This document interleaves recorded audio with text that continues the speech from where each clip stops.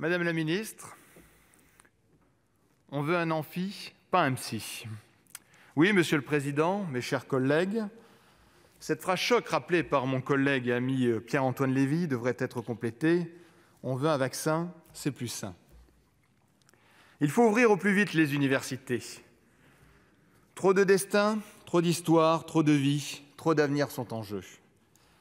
Des artistes, des chercheurs, des entrepreneurs, des praticiens en herbe sont en pleine régression, en pause prolongée. Tous en souffrance, beaucoup à l'agonie, en détresse, précarisés, hors sol, désorbités, sacrifiés. On préfère faire l'aumône d'un psy plutôt que l'offre d'un vaccin. Demandez à leurs parents, à leurs grands-parents, ce qu'ils pensent de cette catastrophe annoncée. Il ne s'agit pas d'opposer une classe d'âge à une autre, une génération à une autre. Le serment d'Hippocrate ne fait pas de priorité entre un patient âgé et un jeune patient.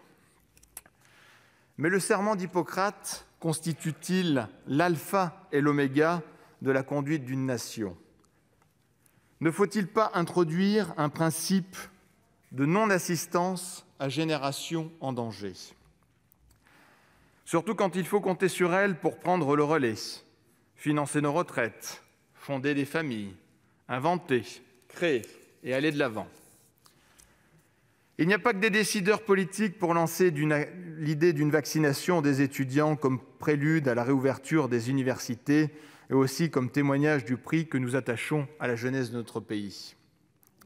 J'entends de grands médecins plaider pour une vaccination des étudiants. Le professeur Didier Sicard, ancien président du comité consultatif d'éthique, l'a proposé.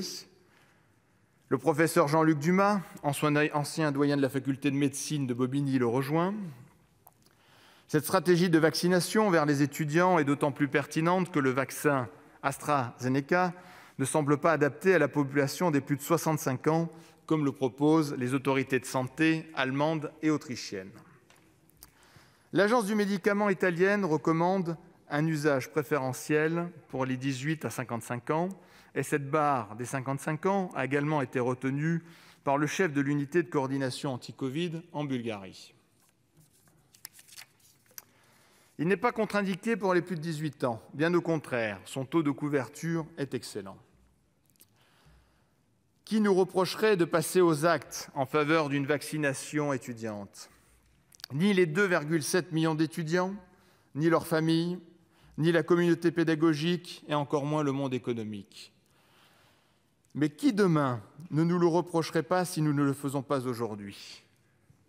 Imaginez l'ampleur d'un tel procès. Il pourrait, façon puzzle, renvoyer notre avenir aux quatre coins de l'Hexagone. Bien sûr, être vacciné ne signifie pas l'abandon des gestes barrières individuels. Nous saurons le leur rappeler et ils sauront s'y engager. Si le distanciel est devenu une modalité, voire une consigne, luttons de toutes nos forces pour que le présentiel demeure un acquis. C'est aussi la condition de la santé mentale de toute une génération en danger. La raison et la science nous permettent d'espérer. Il ne manque que le courage pour franchir le pas et pour beaucoup dont je suis, quitter cette zone d'inconfort qui consiste à laisser notre jeunesse dans les limbes, mort-vivant dans l'antichambre de la vie. Je vous remercie. Merci, chers collègues.